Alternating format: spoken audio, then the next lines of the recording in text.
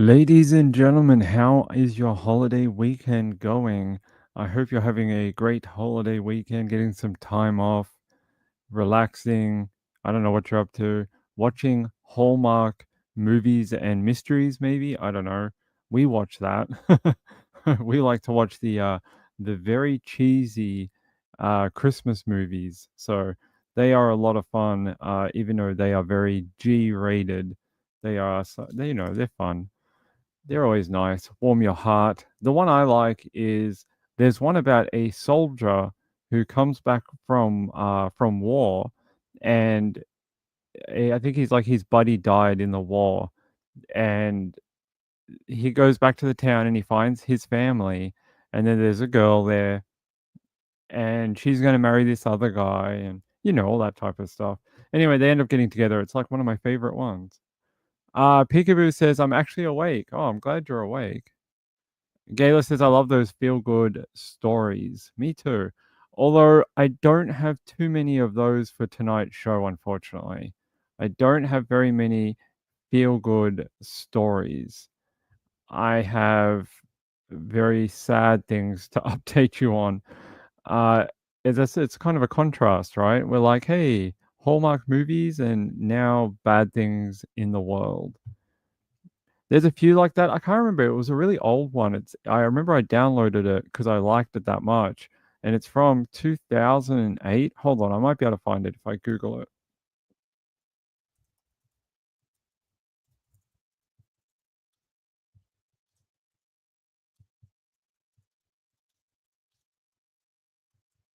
Let's see if I can find it.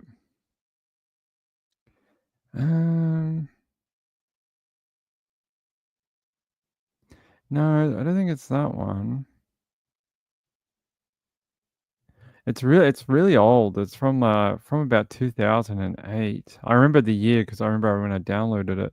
From remember his buddy died. Dog named Duke. No, that's not it.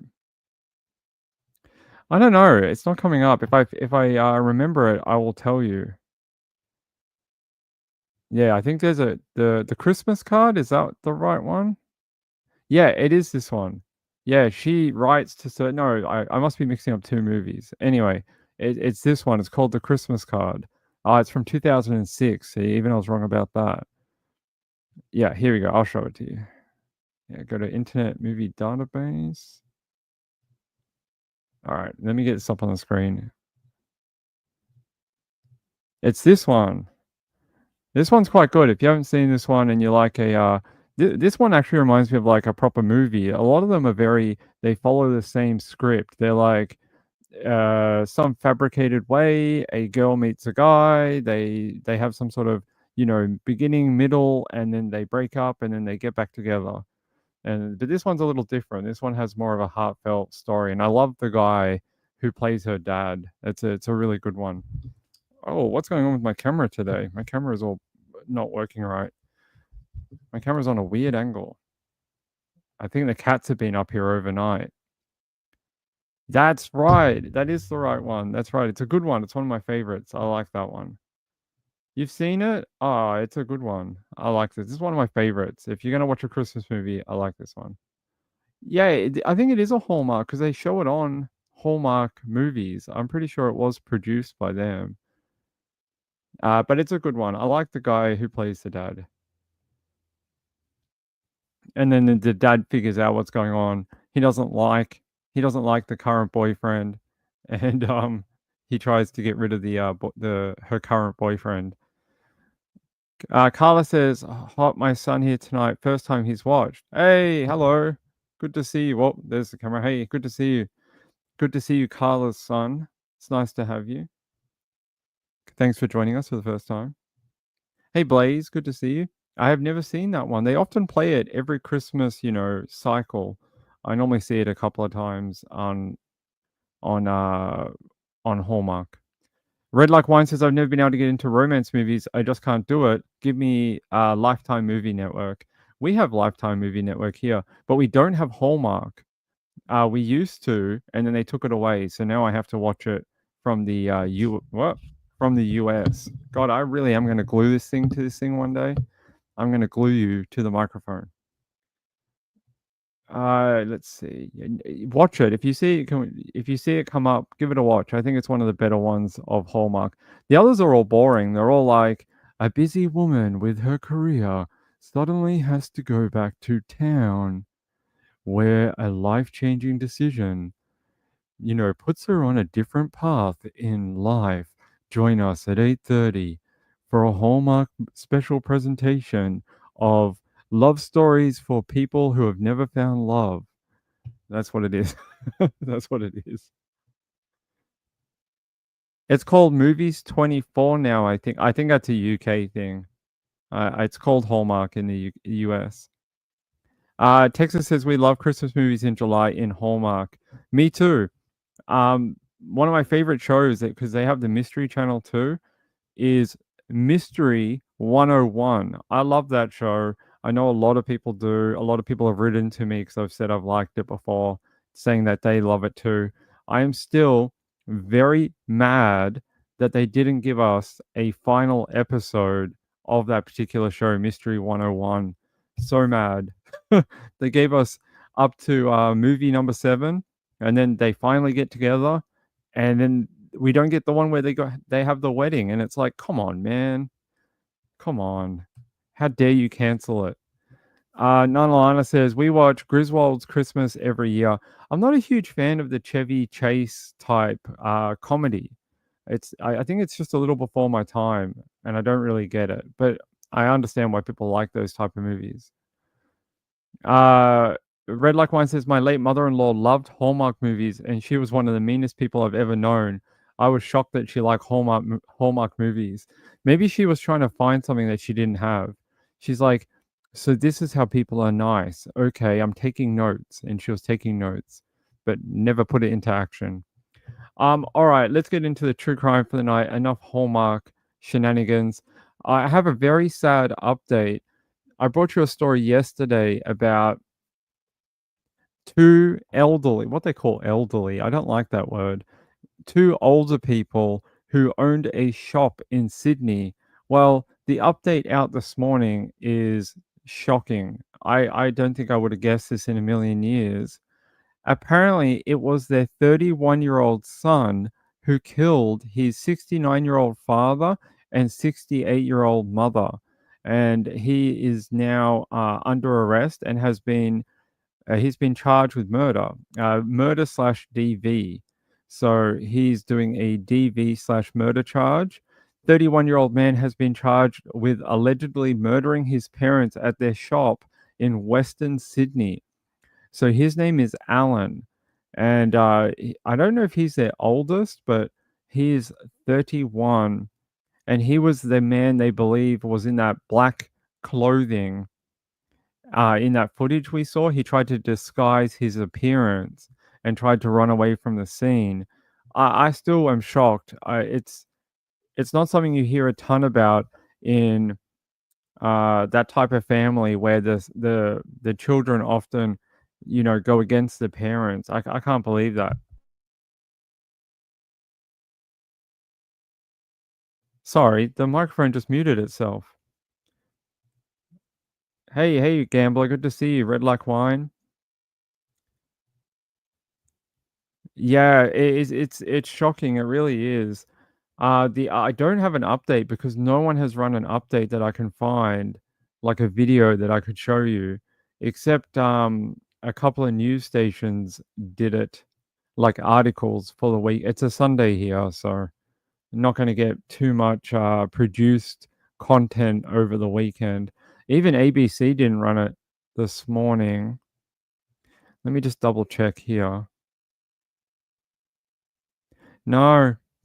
Uh, so I don't know if this happens in America, but in Australia, when we get to sort of the start of December, which is today in Australia, Australia today is the 1st of December, we go into what they call a non-ratings period for public TV and sort of newspapers and reporting. So a lot of the people who do this type of coverage go away for the year and they come back in January. So a lot of the TV and stuff like that, it all sort of shuts down for the holiday season starting in December. It's sort of gradual. Some of them go now, some of them go later. So the reporting throughout December and January will be somewhat limited. It won't be as full on as it was other parts of the year. So it might be why we can't find anything. But they're saying apparently the 31-year-old was arrested around just after midnight on Sunday after police appealed for public information and CCTV footage. They said they found him.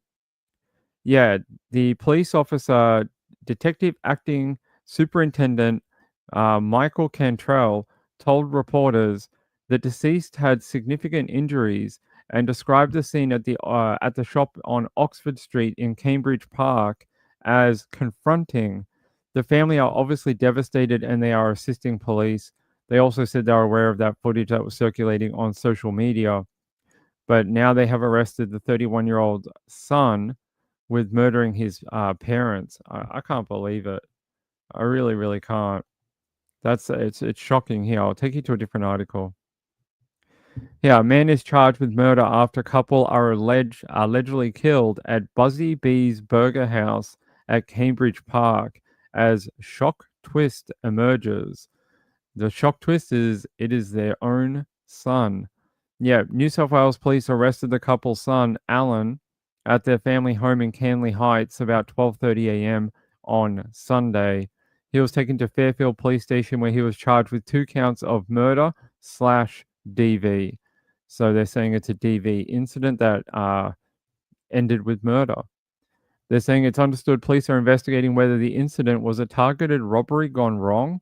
When asked if anything was stolen from the shop or if there were any signs of a break in, a source said officers were continuing to forensically examine the scene of the crime.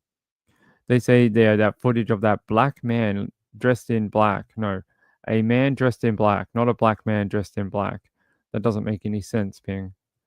Let's see if I can find that footage again of the guy dressed in, yeah, here.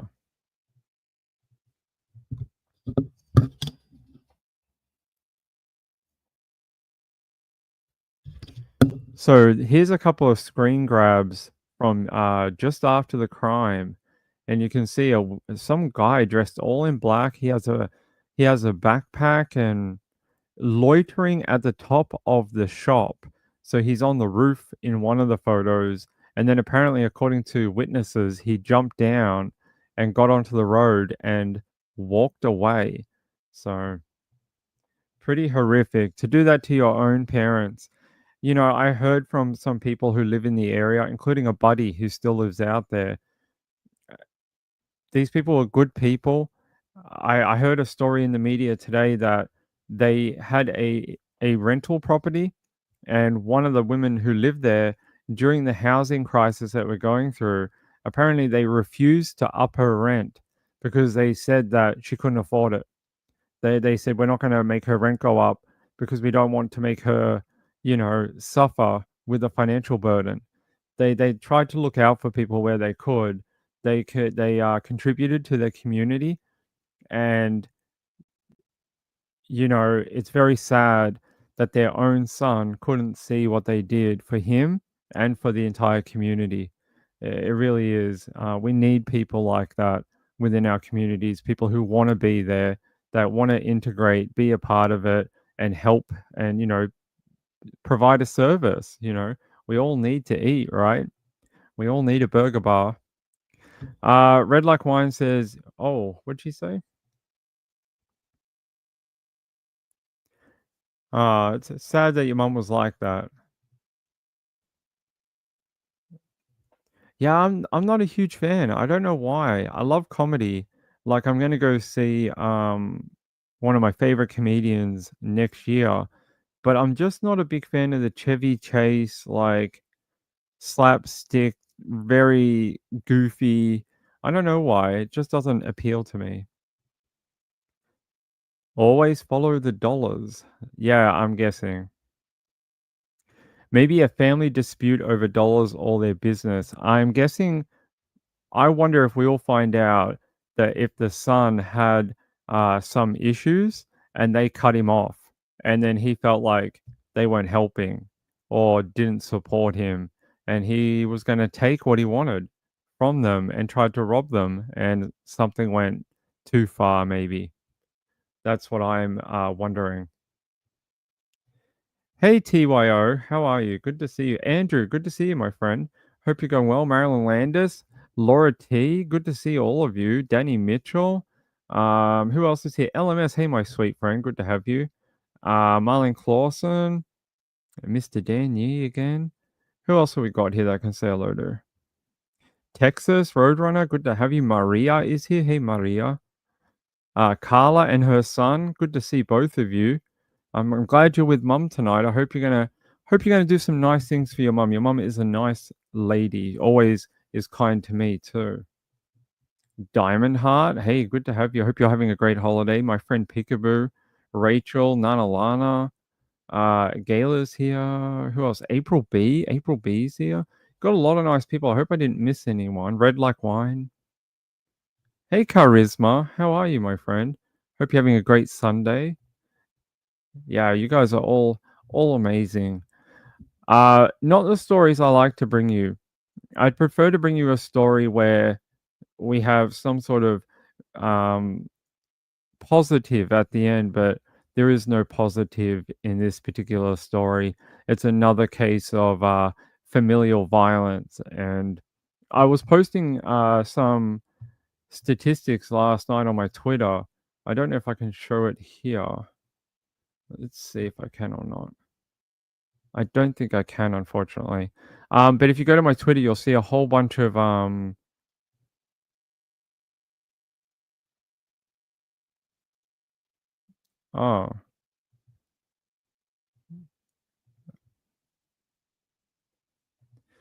Yeah, Roy, I see all your stories, bud, but what is this one? You want me to look at this one?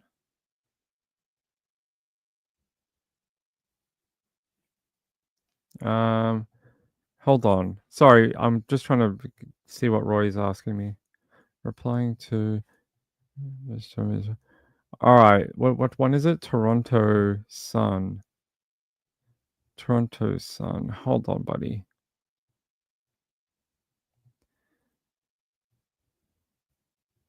No, we did that one. That's a Quebec one. Rory, can you resend that link? I can't see it in my chat for some reason. If you can resend it, I'll pop it up on the screen for you. Okay, I'll do it for you if you can resend it. Good to see you. Hey, Glitter. Good to see you. Oh, Glitter is here. Hey, Glitter. Peekaboo. So glad to be here. Sad about the family. I agree. I, you know, these little shops like these fish and chip or burger bars, they become part of your community. I lived out here for I lived out here for a long time, and when you live so far from when you're younger and you live so far from a shopping center or a mall, like in this community, about the only shopping center that's nearby would be St. Mary's. That might be the closest, or Penrith Plaza. That might be the second one, but they're not super close. So if you live in these type of little areas, you have to make use of your local, stores like the burger bar or a convenience store or a bottle shop. You can't always go into town, or not town, but you can't always go to the mall and get shopping. So you have to make use of it, and we need these type of people who support these communities by offering a service. And I'm sure this local community will miss them immensely. And I remember living out here. When I lived out here, the only thing we had was, I think I was a little lucky.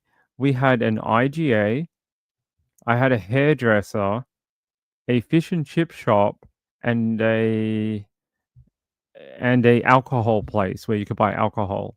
But I was young, I couldn't buy alcohol. But that's all we had. And if you wanted anything else, you had to go into St. Mary's or Penrith to get it. Like, there's no other place you could go.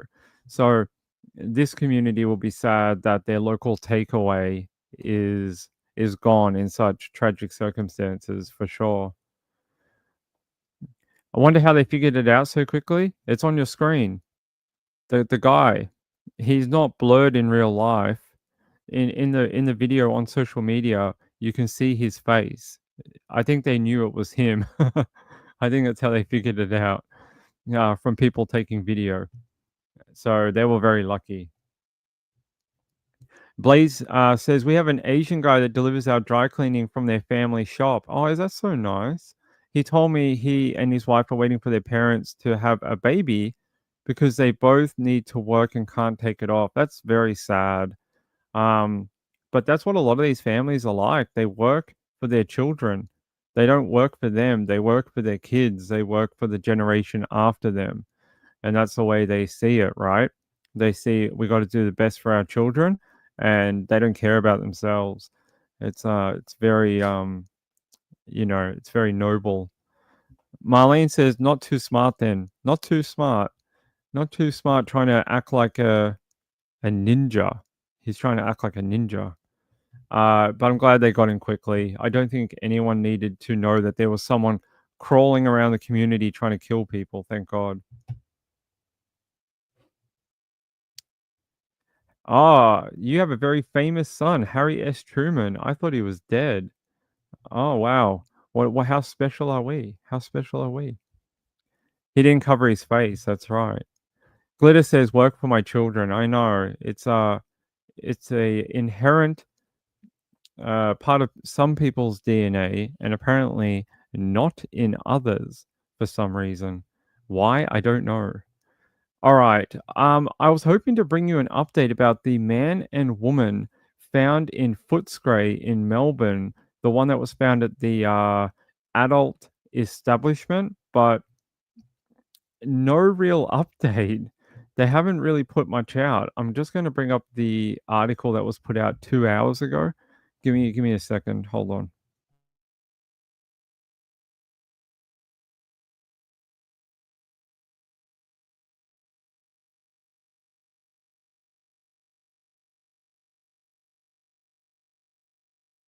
All right, let me load this up and talk about it.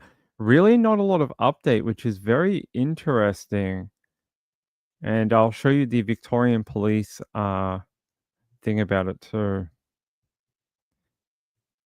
Apparently, I need to pay my bill with the paper for some reason. They're like, update your payment details, pay us more money. Uh, woman's body found at adult entertainment venue in Footscray. So not a ton of new information, but they did verify a couple of things. So yesterday, a couple of media outlets said that she was located outside of the property in a vehicle, but now they're saying no.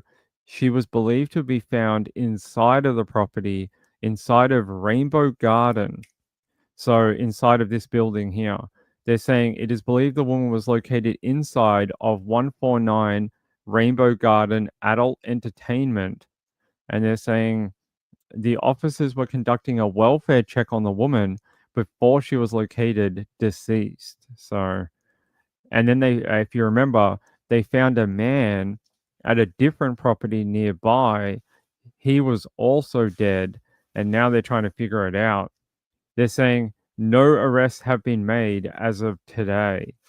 So they're saying here it remains unclear how the woman died, and homicide detectives are continuing their investigation. So no real updates. It's a very slow moving story, unfortunately. Very slow moving. I'm just trying to see if there's anything. Yeah, this was the closest update that I have, and that there's no real new information in it. That's it. And as we demonstrated last night, they put it in their story today. I showed you that around the property, there's really nothing. It's warehouses, factories, and a gas station. That's it. Nothing else. I think we might be able to show you very quickly again. 149 Rainbow Garden. Hold on, guys. I have to talk to Mrs. Ping for a second.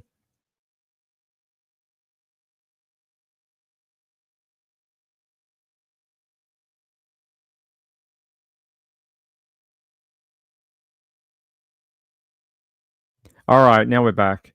Let me see if I can grab that that map again. So I can just, for people who weren't here last night, I can show them. All right, here we go.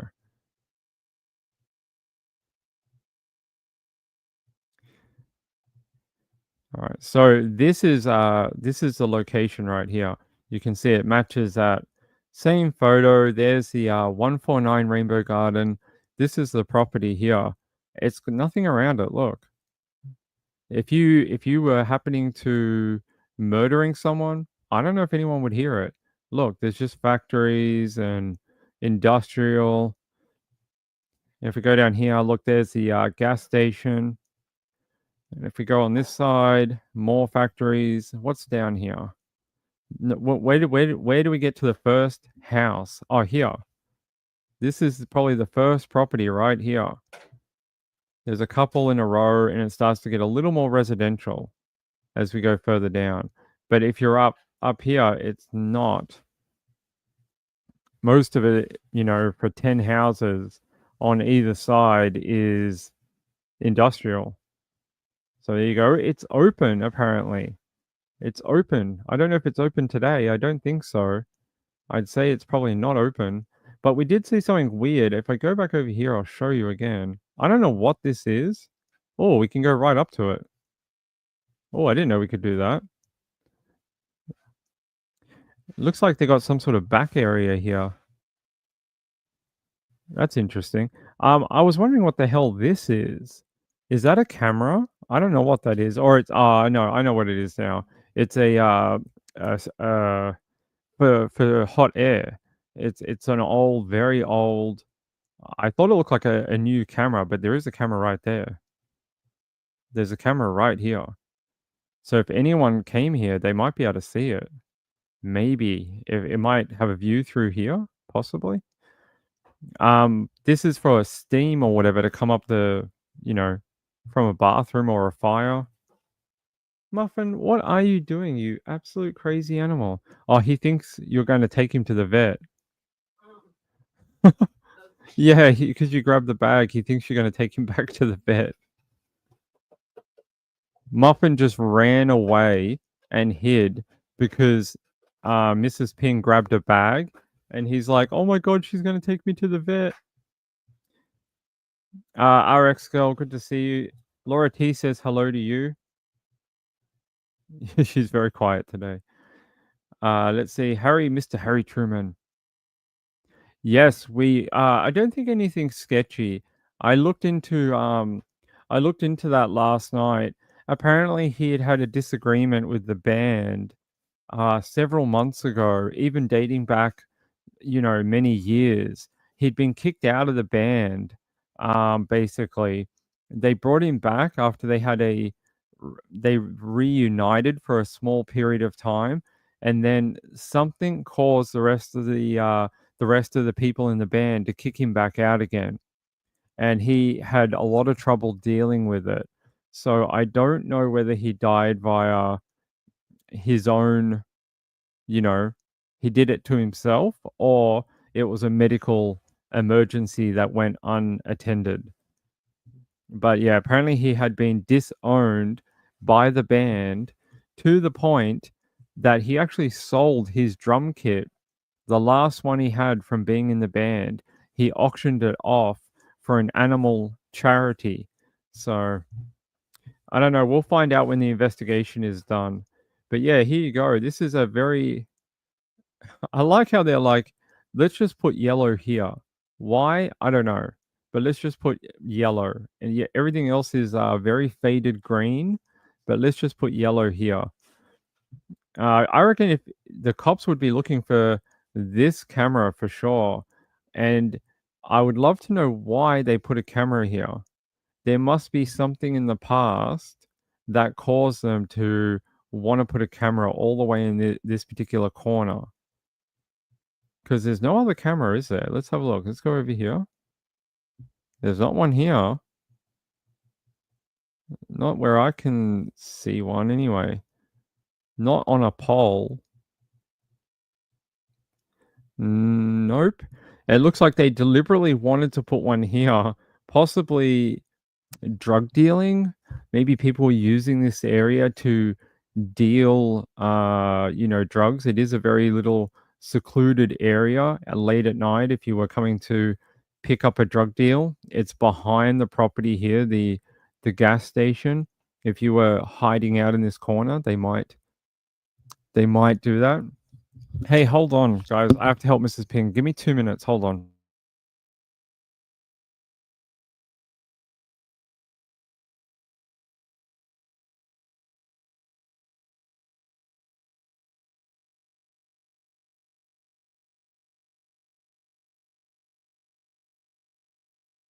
All right. Sorry. We're getting ready to go for the trip. So we're doing everything. So we have to do everything. We're packing, we're writing lists. We feel like Santa Claus a little bit because we might be going on a long trip to the North Pole. He is a true scaredy cat. That is true, Mr. Muffin.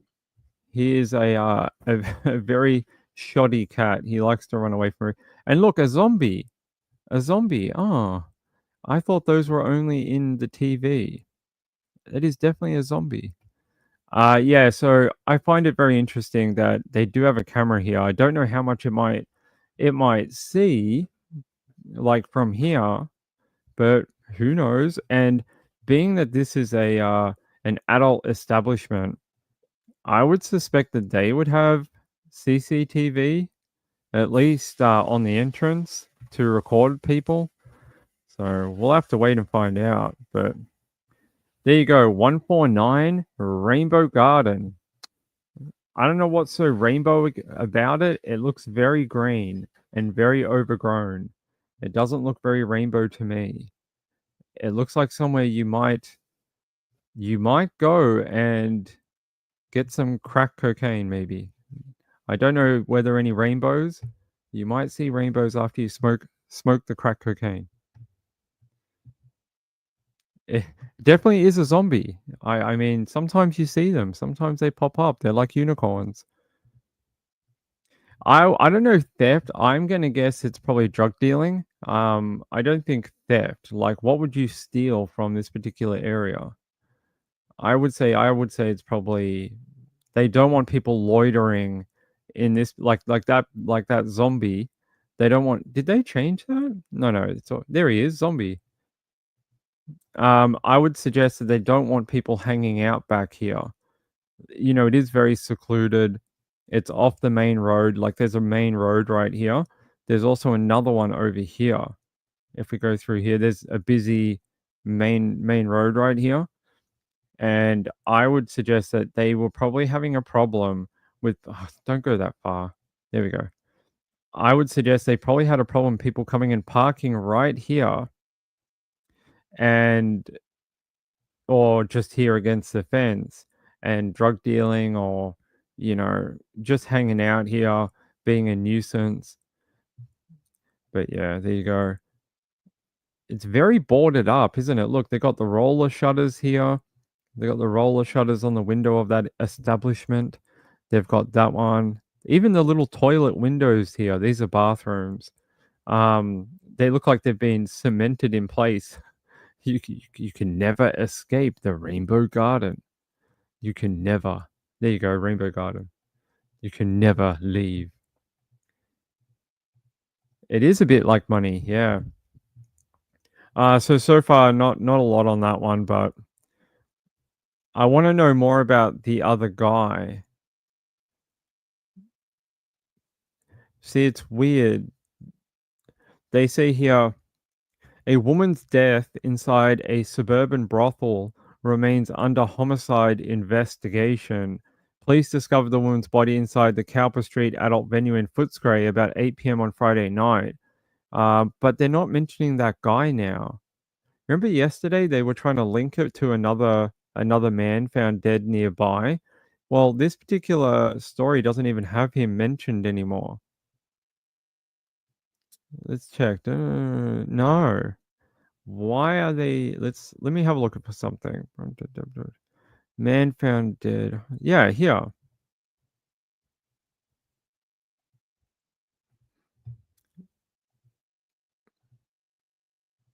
Play the video for you if it'll load.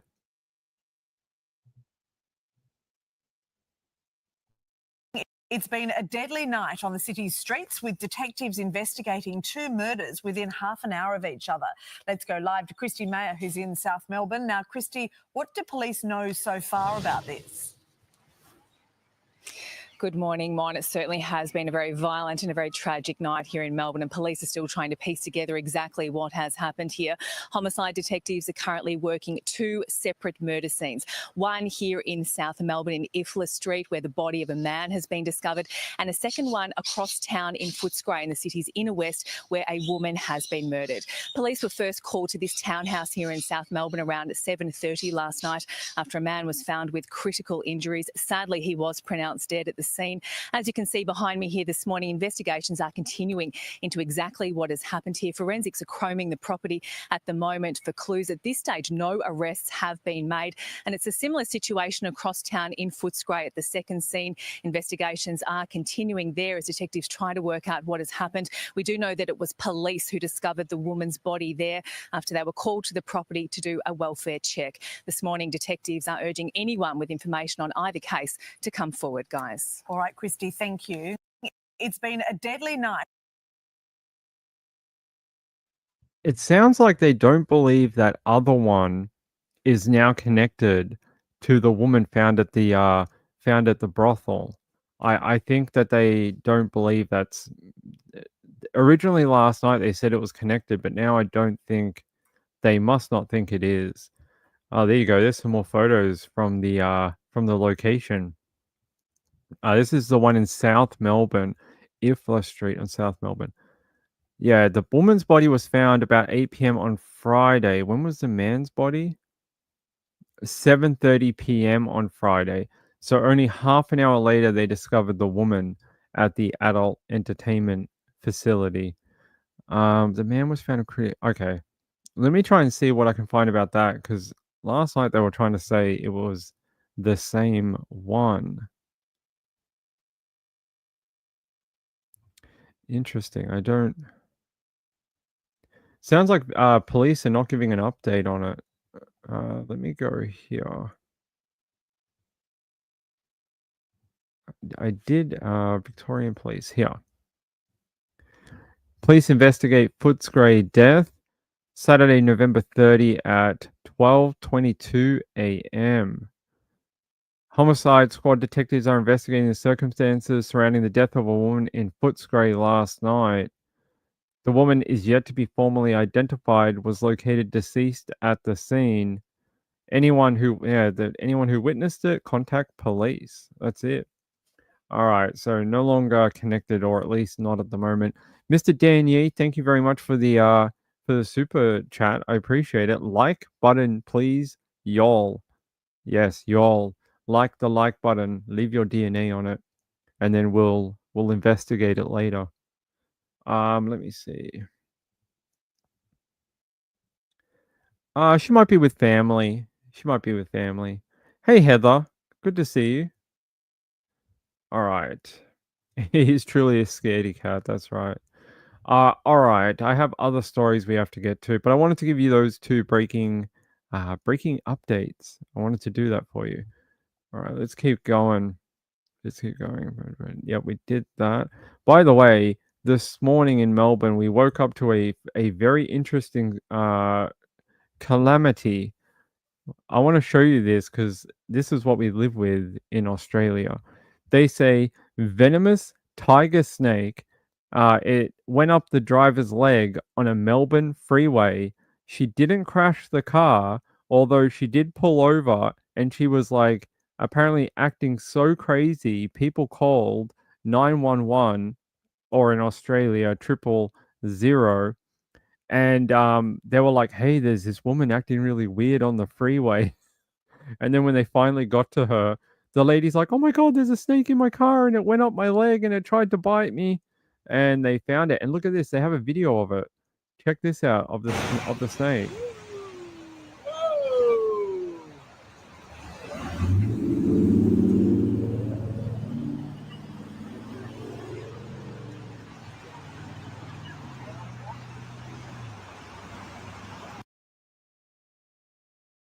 So that is the snake that was on her leg, and apparently it tried to climb her leg while she was driving the vehicle. This snake is actually quite poisonous, and if it bites you, you're going to have to get some antivenom and go to hospital. It is a pretty serious, a serious type of bite. Hey Hella, how are you? I'm busy spring cleaning today in summer. Sure, you could do that. I hope you have fun with that. But yeah, we're doing the same thing actually.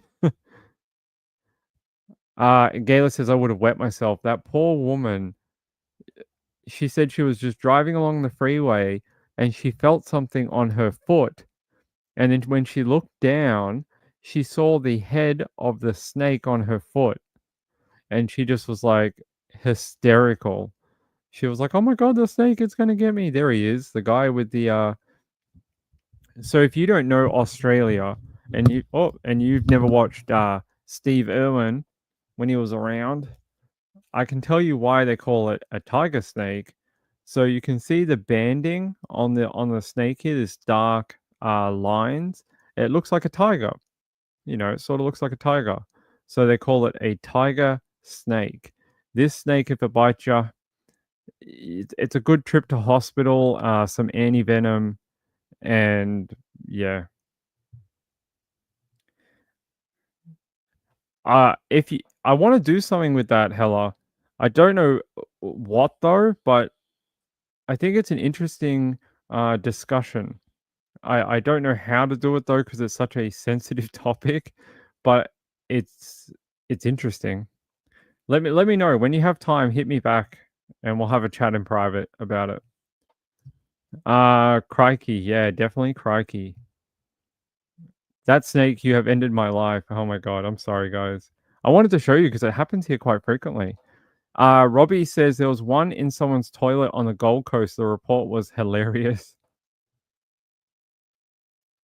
Yeah, I think something like that. Yeah. I don't care whose channel it's on. I don't care if you do it on here or we do it on your one. I don't really care. I just want someone else with me to do it because I think it's a complex topic and I need someone who can understand some of the legal ramifications a little better. And I know you're a little better with that area of it. I can tell you all about the technology side of it, but you might know a little bit more about it.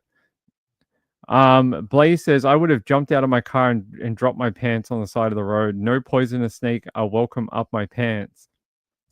That's quite a statement. It's quite a statement you made. I wouldn't say that in public too loud to anyone. They might get the wrong idea. Let me see here. Yeah, so you used to watch Steve Irwin. He's a good guy. We all miss him. Gayla says, I snakes, but not while I'm driving, and it touches me. That's what all the women say. That's what all the ladies say. All right. No more freaking out the people in the chat. All right, let's go to America. Oh, hold on. Let me put my drink. Let me go to America. America. Land of the free for some period of time. We've had some very sad cases out of Thanksgiving. We had the one I brought you yesterday about the man who killed his son, and then the mum found them when the police did a welfare check, and they were like, "Oh, they're not home." So the ex-wife, went into the property and found her son and her ex-husband dead. It was an awful story. Especially around the holidays. But I'm going to take you to Lauderdale Lakes man, 72, shot dead after alleged dispute with neighbor over loud music. Why would you kill someone over loud music? Like, what's wrong with you? Let's play the video. This is a late edition of 7 News. We begin tonight with a holiday horror. A grieving wife says an argument over music has ended with her husband dead. Hello and welcome, everyone. It is a deadly dispute between neighbors. And the night team's Nicole Ensalada is live in Lauderdale Lakes with our top story tonight. Nicole? Well, you know, even at this point, we don't even know how much of an argument it really was. The wife of the man who was shot, Rose McLean, and you'll hear from her in a moment, says that she and her husband were home alone in their apartment tonight or earlier today. They apparently were playing music, and a neighbor had an issue with it, came upstairs and just left a message to that effect. Well, unbeknownst to her, her husband decided to seemingly go talk to this neighbor, and that's when everything changed. I hear the gunshot bow, and I just fly through the door. And when I look, my husband was laying face down in the blood. They are advising that there is a male laying face down. They're advising subject is still possibly on scene. And I go up to him and say, "Why did you shoot my husband? Why?" And he said to me, "I must shut my mouth. He will shoot me too." On Thanksgiving night, Rose McLean and all of her relatives and friends planned to be celebrating the holiday, not standing outside their apartment complex, surrounded by police cars, and ultimately taking part in a prayer circle. Rose says her 72-year-old husband, Hurlian, was shot and killed by a neighbor in a unit a floor below who complained their music was too loud. Yeah, he came up there today to ring the doorbell and leave a message. And so then your husband went down to talk to him? Yeah, I don't know what he went down to talk. I don't know, because my husband just leave out. I didn't know he was going down to his apartment. That's when she says the man fired the single shot and she ran outside. So he didn't seem like he was sorry. No, he wasn't sorry. He was just standing looking at me with his gun in his hand, same way. Hurlian's family would then wait for hours, hoping detectives could tell them why this situation escalated the way it did. It's crazy how mankind has gotten to the place wherein we don't honor life like we should honor. Who would have thought that something tragic like this would happen? Family members say Hurlian was the father of 2 grown sons, a grandfather, and still working as a bus driver for a private company. Anywhere he is, I'm always with him. We're like a team together. What is wrong with everyone during the holidays? We have so many of these type of not DV, but it's like interpersonal, shootings that tend to happen around the holidays. They had loud music. He went downstairs and then wound up dead. I don't think it was about the music. By the way, if you saw me laugh during the video, I wasn't laughing that the guy died. I was laughing at Hella. And Hella says, as an Australian, I'm used to being accused of being fake constantly. I know, yeah, no, not really, bud. I've been doing this for so long that it's sort of second nature. My first start on true crime was with Trish on Web Sleuth, so I'm just so used to it now with American accents and South or Bostonian, people from the Midwest or in LA. It just seems like second nature now after doing 1,000 different cases. But when I first did it, yeah, but it's the same. I think some people forget that it's sort of the same in Australia. Like how I talk is not how everyone talks here. Some people talk like Steve Irwin, where they're very ochre, or there's other people that talk like a bit more bogan, what we call bogan people. There's varying accents depending on where you live, where you come from, the people you're surrounded with. It's just very similar to the US. And I think some people in other countries don't realize that Australia is very similar.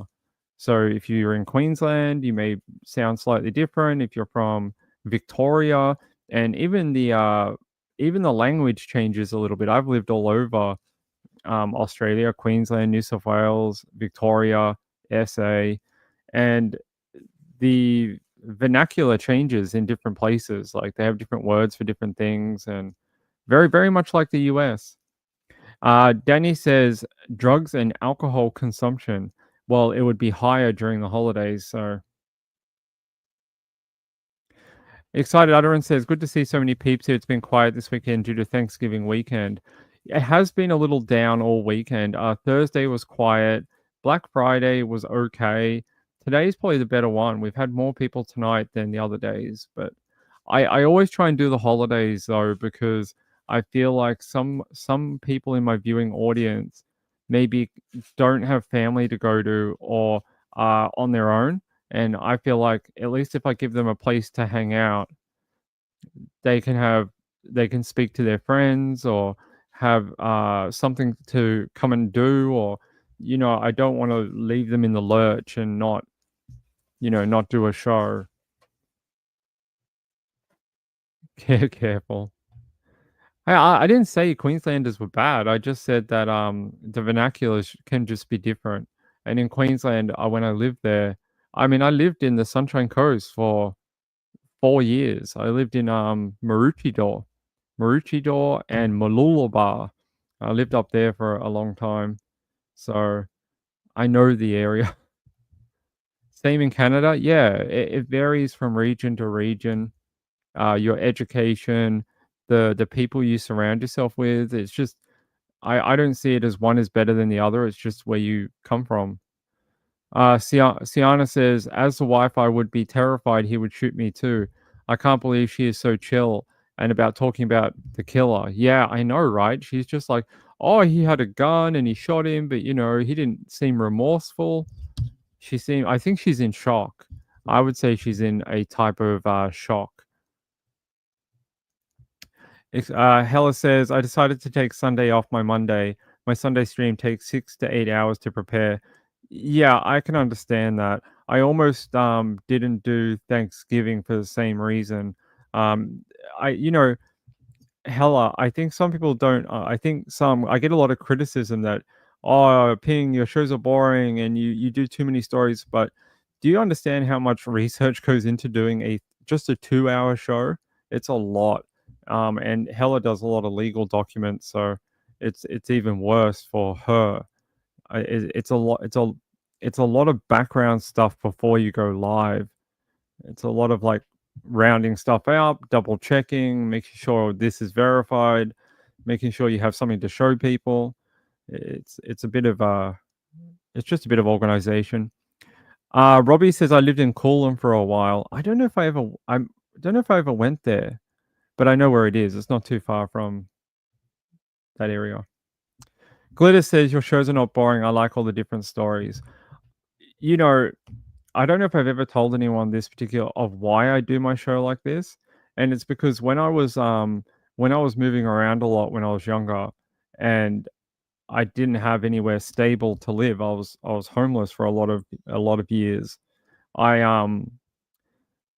I never caught up on the news and what was happening. There was big gaps in my knowledge, so I'd go like 2 years without knowing what was happening in the world, or because I was always just moving, and that wasn't my priority to find out what was going on the murders, or there was a plane crash or whatever. Had no idea. So now that I made my own channel, that's what I like to do, because I feel like I'm catching up for lost time. Rachel says, we love how you do your shows. Thank you. It's very kind. RX Girl says, I watch a lot of channels. This is the best one by far. The different stories is why I like to watch you the most. Thank you. It's very kind. I appreciate it.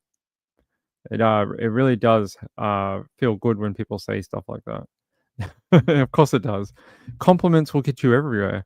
They'll get you everywhere with Ping. Breaks my heart. Yeah, look, we can't help the life we're given, right? We can't help the things that happen to us when we're young. You just got to find a way forward, and you just got to find a way to keep improving. That's the way I saw it, and I'm one of the lucky ones who got out. There's a lot of people who don't, but you just got to keep trying. I can tell you, I honestly had moments in my life where I was like, is this it? Is this what my life is going to be? And I was like, I can't see a way out. So I felt that feeling of there's no light at the end of the tunnel. But I was very lucky that I was able to get out. Yeah, hello to everyone. It's nice to see people. Watch lots and lots of channels. I've been on YouTube True Crime since 2020, and I love it here. Thank you, my sweet friend. Hey, Touche, how are you? Yeah, it's not a nice feeling, I tell you. I know. I would hate to have it later in life. I feel like that would maybe be even more hard because your options are not as much. Like when you're young, you can move around quite freely, quite easily, because you have no ties to anything and that type of stuff. But when you're a bit older, it makes it harder. All right, let's go back to the story. I have more. They say he was a grandfather killed during neighbor noise dispute on Thanksgiving in Lauderdale Lakes. 72 years old. He should have got a letter from the president. I mean, if you make it to 72, you are doing something right. His name was Rose McLean identified the victim as her unarmed husband. Unarmed. And someone shot him. She says the guy said my husband was playing it too loud. You know, I live in an apartment. When you take an apartment, like if you buy or you lease an apartment, you have to understand that you are living in a communal area. Like everything you do affects someone on either side of you, right? So you can't do your washing at like 2:30 in the morning because it's going to annoy the person above you or whatever. And I think some people just have this view that they're living in a quarter acre property and they can do what they want, but you got to be somewhat nice to your neighbors and be understanding that it's a communal area, even in your own home, because if you don't have good soundproofing or whatever, you got to be nice to your people that live either side. She says he wasn't sorry, talking about the gunman. Yeah, we saw her say that in the video. He was just standing looking at me with his gun in his hand. I don't think his problem was your husband. I think he may have been a bit off his clacker a while ago. Let's see if we can find anything about the gunman. Oh, we found him. Okay. Is this him? He's very young. Why won't it show me the... They're not showing me that original one. That's annoying. Yeah, let's go to Law and Crime. Maybe they've got the shooter. What do they say? He's a grandfather that was killed. Yet we know that. The gunman shot him in the head and remained outside of a room with a gun still in his hand, citing first responder radio transmissions. Once their deputies found McLean suffering from a gunshot wound, he was declared dead at the scene. They say deputies detained the shooter, who cooperated with detectives and claimed self-defense. Bro, you're the one with the gun. What do you mean self-defense? They said, according to the victim's wife, he was playing his music and the guy said he was playing it too loud. So my husband went down there to talk to him. That's when she said she heard a gunshot. She said, I heard it and I just flew to the door. When I look out, my husband was lying face down in blood. Yeah, geez. I don't know where you go from there. How horrible. There's a photo of him, by the way. Let me get that up on the screen. There we go. 72 years old. I mean, making it to 72 doesn't give you a right to be a jerk, but, to make it that far, you must have done something okay in life, right? Diamond Heart says, I also love your shows. You have the best mods and chat. Thank you. It's very kind. I appreciate it. It is, right? Why would you shoot someone just for music? If you have a problem with the loudness of their audio, just call the cops and make a noise complaint. Isn't that better than going upstairs and if you've already gone upstairs and left a note and said, hey, look, I'm not feeling great today. Can you turn the volume down? You're cool to play your music, but I don't want it thumping in my apartment. We should all try and be a bit more respectful of each other. It's crazy and sad because the neighborly thing to do would be to go and try and talk to the other neighbor before you actually call the cops. Right. Well, I think he did. I think that's what he was trying to do. it triggered that person for some reason, definitely. No, he got shot by the guy that was making the noise complaint. That's what happened. Sorry if I didn't explain that. Yeah, he got shot by the guy who was originally making the noise complaint. I mean, you know, I've got neighbors here that do stuff like that. There's a guy down there that plays guitar. There's a guy further up that likes to play techno music, although I like techno music, so that's okay. And then across the road, we used to have a lady who owned the apartment, the penthouse up the top, and she had a rooftop area that you could, you know, have friends or whatever. She used to play the most loudest music in the world on New Year's Eve. On New Year's Eve, my windows were rattling from her sound system on the roof. It used to rattle and it'd be like like until like 4 a.m. in the morning. That's that's what it was like here. Luckily, she moved. She moved. She sold the apartment and she pissed off. But she was so annoying. They used to put the speakers on the roof, and then our windows would vibrate and rattle. And we're about, you know, it's across the other side of the road.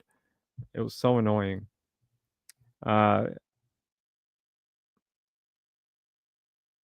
Yeah, Excited Utterance. Check out her channel, Excited Utterance on YouTube.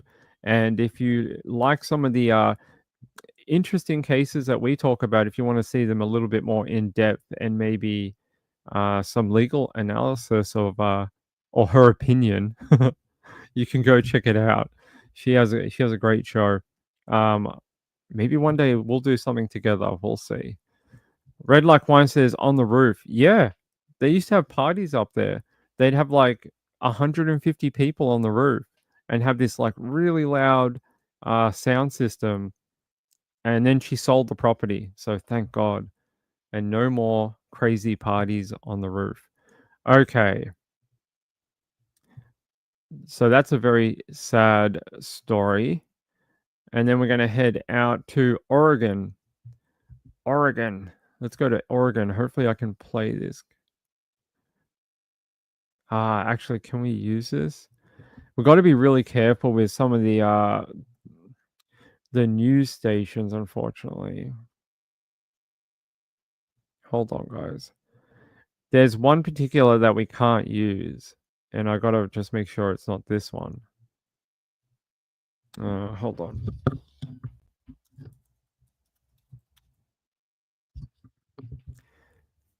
Okay, yeah, that's fine. Yeah, we can't use anything by Sinclair. Anything owned by Sinclair, I can't use it. Which they own the Weather Channel too, apparently. But they are jerks. I can't use anything.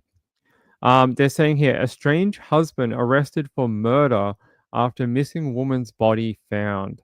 So here's a woman here. Her name is Susan, and she was reported missing on November 22nd. I'm just going to grab a better photo of her. Give me a sec. So, you know, another case of unfortunate DV, but I'm going to bring you to a video here. This is before they found her body and before they charged her husband. I want to show you the start of it. This is happening right now, the search for a 61-year-old woman in the Mount Hood National Forest. The Clackamas County Sheriff's Office says Susan Lane Fournay disappeared with her 2 dogs. Thanks for joining us, everybody. I'm Steve Dunn. I'm Deborah Knapp. Her boss reported her missing when she didn't show up for work. Search crews believe Lane Fournay and her 2 dogs are in the Green Canyon Way trail area just south of Welch's. K2 Shelby Slaughter joins us live now from the command site. And Shelby, what can you tell us tonight?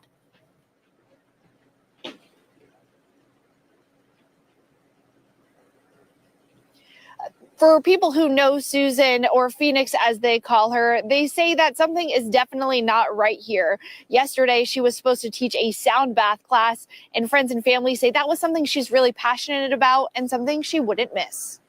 We noticed that she didn't show up at 1:30. The Hoodland Bazaar feeling empty today as search and rescue crews just up the street looking for a missing woman who helps run the store. And then I called her and the call went to her voicemail. Khalid Kamawi and his brother own the store. And when Susan Lane Fournier didn't show up for work last Friday, they knew something was wrong. We had 8 teams in the field. That comprised of about 37 folks, 2 drone operators in the field, and then we also had our own canine teams out in the field. And so those folks are covering a very large area. Ross Clemson is helping lead the search. All right, I'm going to leave it there. I just wanted to show you what happened originally. Now I'm going to take you to what happened a few hours ago. A few hours ago, her husband was arrested for murder. So, here, I'm just going to load this up. Hey, stay there. Stupid microphone thing. All right, here we go. Here is his booking photo. I'm going to call him Michael. His name is spelled Michel. Michael, might be French. And he has now been arrested. A strange husband arrested for murder of Susan. I mean, it just seems to always be the bloody husband. It says here, the strange husband of a missing woman in Welch's has been arrested for her murder. His name is, I don't know why he goes by that, but his real name apparently is Michael. Was booked into the Clackamas County Jail on Friday on second-degree murder. No bail has been set. His wife, Susan, had been missing since last Friday. She was found deceased early Friday morning near Highway 26 and East Miller Road. Brutal. You know, again, another death right near the holidays. It's really, really horrid. I just want to see if we can find the update when he was arrested. Yeah, I'm just going to check one thing. But I'm glad they got him, and I'm glad they found her remains. Thank the world. And those people who went out searching over the holiday weekend, thank you to those people who took time away from their families to go help another family, and unfortunately it ended with sad news. But you know, it takes a lot. It takes a lot to leave your family during the holidays to go help a different family. And those people deserve a lot of respect. Here we go. Breaking news alert. And that breaking news tonight, the body of a missing Welch's woman found. Her estranged husband now charged with her murder. It's 6 o'clock here on Coin 6 News. I'm Lisa Balick. Our Ariel Salk has been covering this story over the past week. She joins us live from Welch's. Fill us in on the latest. What do you know at this point? Well, I spoke to one of her friends earlier this afternoon. He says that he found Susan Lane Fournier's body just down that path. That's about 200 yards from her home. Sheriff's office just took down the police tape surrounding this area, saying they want to open this space up for their friends and family to grieve. It was pretty heartbreaking. Susan Lane Fournier's body was found a few hundred yards behind the couple's property in Welch's by Mount Hood. Like right down the path, maybe 20 yards. I seen some tarps. I thought they were just trash, and I bent over to pick up the tarp. And as I bent over and I came up, I seen a pair of boots connected to a little bit of leg. One of her friends told me this afternoon he found her body after days of searching. Directly dropped the tarp, backed up, gathered myself together, turned around, went to the lodge, and had the office call 911 immediately. You might remember Lane Fournier. She was reported missing a week ago Friday after not showing up for work. She's a friend, and I wasn't super close to her, but she was my friend, and I'm told myself I'm going to find her. The following day, her truck was found by a friend near East Salmon River Road and the Green Canyon Way Trail. This led to a multi-day search by Clackamas County Sheriff's Office and volunteers looking for Lane Fournier and her 2 dogs. We knew she wasn't up there. We've tried to tell them that, but they're just doing their job. Yesterday morning, her body was discovered near the couple's property, according to the Sheriff's Office. Her husband, 71-year-old Michael Fournier, was arrested and booked into the Clackamas County Jail late last night, where he's being held without bail on second-degree murder charges. By the way, I just want to give you a bit of a heads up, Michael. If you are balding on your head, don't look like a prop from a Halloween store and just shave your hair, bro. Like, don't be doing the whole I'm missing hair up the top, but I still want to feel young, so I'm going to keep my hair on the side. It's not worth it. You literally look like a caricature from, you know, from the 70s movies of an old man. Just shave it off, man. Just shave it off. Um, yeah, what a horrid story of another demented ex who seemed to not be able to let go and decides that a woman is now property and it's fun to go and kill them because he can't control his own emotional stability or feelings of not being wanted by her. Yeah, that's all it is. He is just another jerk who seems to treat women like their property. Siana says he's really pissed that he was caught. Too bad, loser. He is a loser. He is. I would feel like a loser if I couldn't get to a hairdresser and had hair like that too. You know, just it's $20, man. Go to the barber. Don't cost much. I'm very sad for her though that another woman had to lose her life. Yeah, because her husband just seems like a jerk. Let me see if I can find a better update. I just want to show his face again because he's an idiot. His wife apparently did a lot for the community. Apparently she was I don't know what a sound bath is. I think it's where you have those bowls and you go like that and it makes the noise, but it's not my thing. It says here, Mikkel, I'm not going to call him that. It says his name is Michael. You don't have to sound fancy by removing a letter out of your name. You can just use your real birth name. That's it. I mean, ain't no one going to think you're fancy with that haircut anyway. It says here, on Saturday, officials confirmed the body was that of the missing 61-year-old woman who had been reported missing on November 22nd. I love this photo of her because she looks so happy. Yeah. Yeah, I'm going to give you that photo while I read about it. They say after her truck was found on November 23, rescue crews spent 4 days scouring the Mount Hood National Forest for signs of her and her dogs, but the search was called off Tuesday morning. I can't believe that guy, his name is James Evans, said he found the body of Susan not far from her home, and apparently he kept telling them her body's not out where the truck is. It's closer to her home.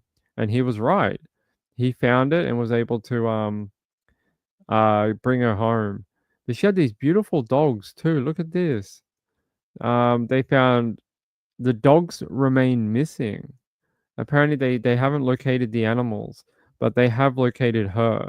Oh, I hope they find the dogs as well. What the sad thing is that they'll look for the human, but then as soon as they find the human, no one's going to go keep looking for the animals. But apparently the guy who found her body is going to continue to go out today and tomorrow to try and look for the animals, even though authorities will not help. I think that's great. What a nice guy. They said apparently Susan had also filed for divorce against Mikkel after 12 years of marriage, according to court documents. It's unclear if the divorce had any connection to her murder. What? Like, who's writing these articles? Do any of these people have any interest in crime, criminology? What is the most dangerous time for a woman? We all know this statistic. It's when she is either pregnant or leaving a relationship. What is this woman doing? Leaving a 12-year marriage and divorcing him. What happened to her? She was murdered.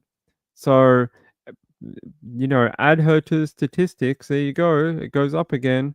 We just got more evidence that women are in danger in these type of situations. They shouldn't be. It's ridiculous. What is it with women named Susan? How many stories have we had of men killing women and they're all named Susan? We had Susan Morphew. We had Susan Simpson. Now we have this lady named Susan.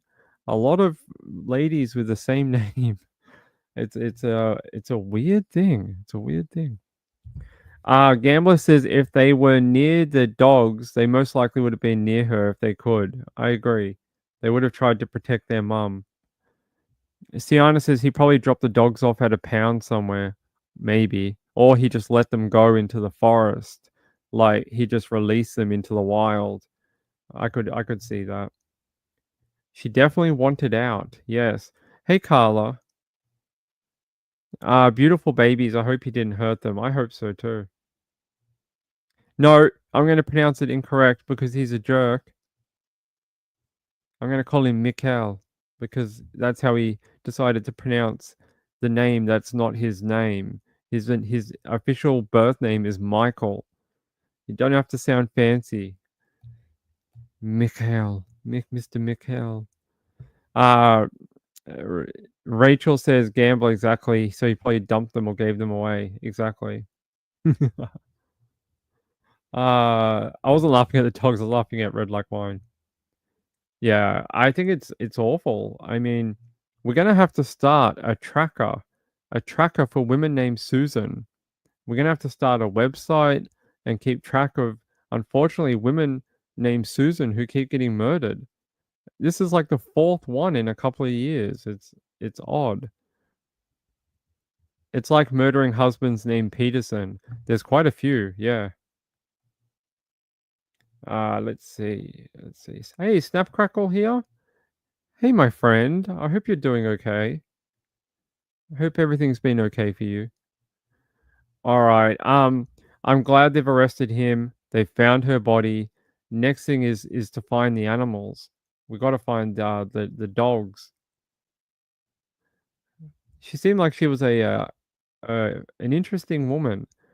She liked to do those meditation and crystals and what do you call it, like the sound bath, and be one with the energy and the vibes. It's all a vibe.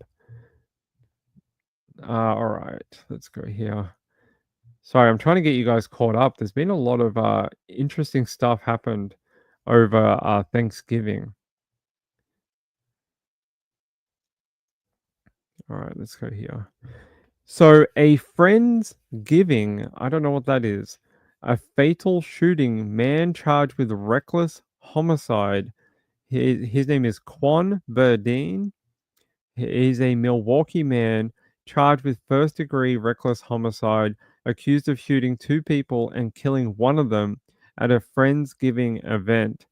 He's accused of killing Nassif Bowie, I hope that's how you pronounce his name, and injuring another person. And they say he's been charged with first-degree reckless homicide, use of a dangerous weapon, habitual criminality repeater. That means he's been charged in the past with similar crimes. First-degree reckless injury, use of a dangerous weapon, habitual criminality repeater, and possession of a firearm by a person convicted of a felony. So there you go. They say, according to the criminal complaint, on November 21, Milwaukee police officers responded to a residence near Houston and Congress for a shooting. When officers arrived, they found 2 men, both shot, lying on the living room floor. One of the men, later identified as 25-year-old Nassif, died from his injuries. The other men were taken to hospital and did survive. The complaint goes on to state that during the crime scene investigation, detectives found they found 9 brass 9mm fired cartridge casings. So they found some spent casings. Detectives also found Quan Burdine's Wisconsin driver's license in the bathroom. A tequila bottle had some of his fingerprints on it. The criminal complaint says Burdine shot Nassif at the event because he thought he had stolen his money. The complaint adds that organizers of the event told police they did not want any men at the party as to avoid any gun violence, though apparently Bowie was allowed to attend. They say the complaint goes on to say that on November 26, the Milwaukee Police Department Fugitive Apprehension Unit responded to a home in Green Bay and arrested Quan. A Glock 9x19 9mm handgun was recovered from the residence. They say at the party, Burdine stated that he was drinking, and at some point he realized that his money was missing. The complaint says he said that he either lost his money or had been pickpocketed. When he realized that he had lost his money, he shut the door and said no one was leaving until he got his money back. Bro, how is it anyone else's problem that you can't keep an eye on your money? Where's the personal responsibility here? Like, it's your money. How about you keep an eye on it? Not like, I'm so blasted, I may have dropped a 50. Like, come on, man. It's always someone else's problem, isn't it? No, like, oh, maybe I'm a dumbass. They say apparently Bodine claimed in court filings that the situation escalated and that the guys and girls at the party started hitting him. He claimed that the firearm fell out of his pocket and hit the ground. He stated that he and the deceased victim struggled over the firearm and that during this particular struggle, he discharged it about 6 times, striking the victim, according to the complaint. Why did you not need to fire it that many times? Like, the guy just wanted the firearm so you wouldn't shoot him. He wasn't going to shoot you. You were the aggressor. You locked them in a room and closed the door. Therefore, you have no chance of ever putting up a self-defense narrative. Balloon release for Nassif Bowie. I want to see if we can find a photo for him. Because let's see if we can find one for him. Oh, okay. Here's a nice photo from the National Gun Violence Memorial. How sad. Here's some photos of the victim. I'd rather show you that than the idiot who can't keep an eye on his own money. This was the guy, unfortunately, who was killed in Milwaukee. He looked like a nice dude. It looked like he was probably trying to protect everyone else at the party. It looks like he was probably trying to get the other guy to calm down. Thank you, Heather. I appreciate it. Gayla says it's where friends do Thanksgiving together. They are the family. Wouldn't you just call it Thanksgiving? Isn't it? Why does it have to be family to be Thanksgiving? Or is it just sort of like a trend people do? 6 times, yeah. I mean, that's not accidental. That's someone who's trying to actually hurt someone. That's not like it went off, I dropped the gun and it fired and discharged. That's someone being dumb. That is right, it is not. So let me see if I can find anything on here. Fox News. All right, let's check the link here.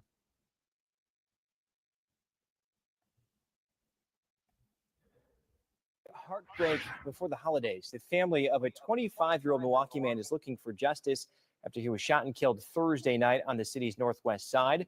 Fox 6's Durante Matthews is here with how loved ones paid their respects earlier today. Well, Sam, the family of Nassif Bowie tell me that he was near Houston in Congress celebrating a Friendsgiving Thursday night when someone shot both him and his friend. Now, loved ones say they want the person responsible for killing him arrested. I never imagined nothing like this to happen to him ever. The shock and sadness of a grieving sister. He didn't deserve this. Like, he had so many people who cared about him. Reflecting through tears, Raquel Lovely is remembering her younger brother, 25-year-old Nassif Bowie. He was very funny.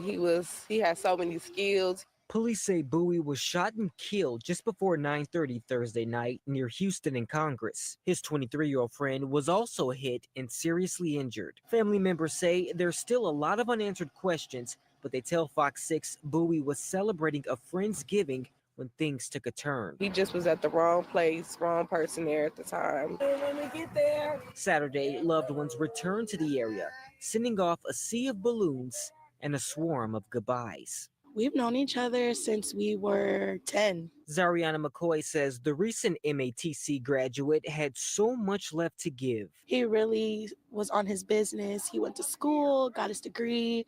He wanted to go into real estate. He was doing a notary business. She says the prayer is now finding the person responsible. Just really hoping that we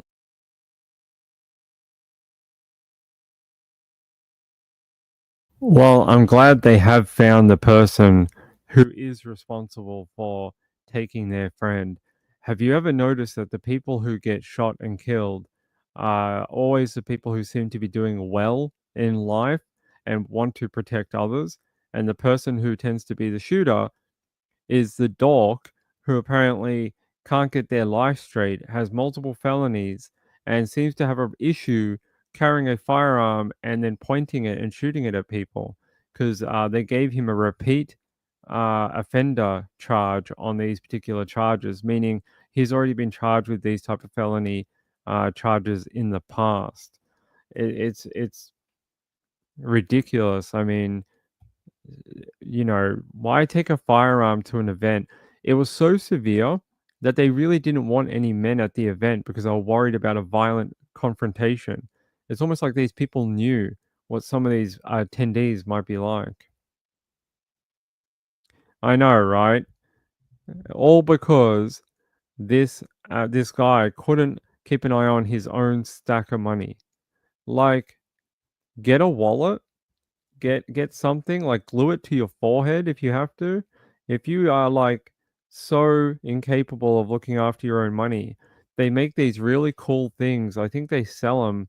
You have to go to the place, you have to fill out a form, right? It's a little complicated, but it'll go to you in the post in about a week. You have to go to this place, you have to fill out a form. I think you can even do it online. And they send you a little rectangle. Have you ever seen them? They're new. They're great technology. Oh, they're called a debit card. Yeah, they're really cool. I think that might help if you can't keep an eye on your notes in your pocket.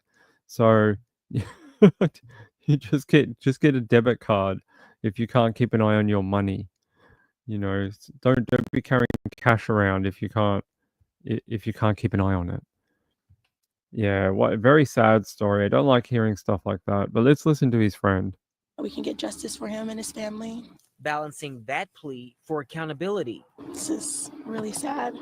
With the pain of trying to understand this loss. He didn't deserve this. Like, I'm so sorry that this happened to him. I'm so sorry that this happened to him. And at last check, police still aren't sure exactly who they're looking for as a suspect. If you have any information on what happened to Bowie, they want to hear from you right away. All right, so his name is Bowie, not Bowie. Sorry, it's spelt like Bowie, like David Bowie. You would think Bowie would have an extra O in it, like Boowie, but sure. I don't want to argue with someone over a dead person's name. Sienna says, "Oh yeah, better yet, drug dealers don't use banks. Leave your money at home or in your car." I know, right? There's so many families going through, missing people, murdered loved ones, and for some of them, this will be their first holiday season without them. Especially some of the cases we've read about this year. This will be, their first one going through it, and it's very hard for victims' families. I don't think anyone would wish that on their worst enemy. To have a missing person or a murdered loved one, and then not have them for family gatherings, for Thanksgiving or Christmas. It's very awful. Yeah, you have? I like that idea. I like the idea of spend it with the family you like, not the family you have to. I like that idea. All right. What time are we at? We're at about, I don't know what time it is in America. Since we changed time zone, I have no idea anymore.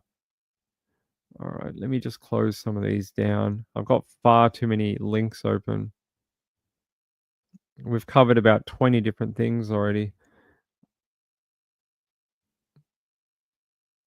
Oh yeah, do you know in Melbourne last night, by the way, the two Australian girls, the couple from the UK and the one from America, and the couple from Belgium. Apparently, they have arrested a few more people in their investigation into the alleged methanol poisoning in Thailand.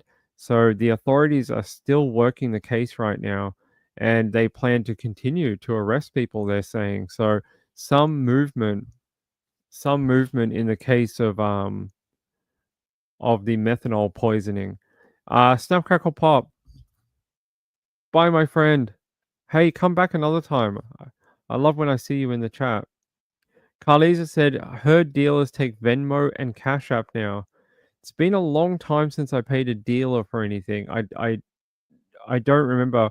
Back in my day, you had to meet a dodgy guy in a car park and slip him a 20 for a dime bag of weed or whatever. Like, it's not. I don't know how they do it these days because I don't do that anymore.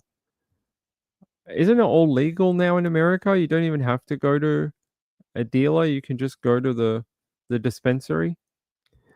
Isn't that how it works? Guys, I have to close a window. We got a storm coming. Hold on.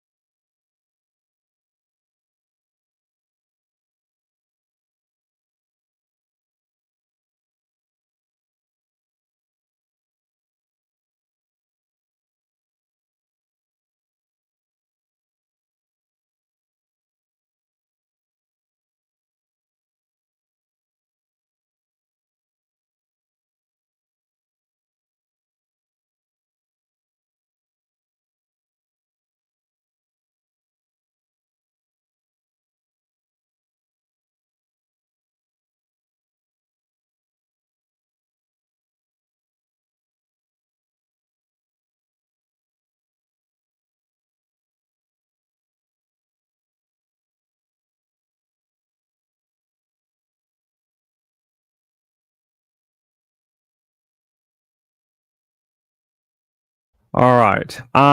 It's okay. It's just Mrs. Ping can't reach the window in the back room. It's too high, so I had to do it. I just dated myself. I often like to date myself, you know. I find I'm good company. I like walks on the beach, and I know what I like. I mean, I'm a cheap date when I date myself.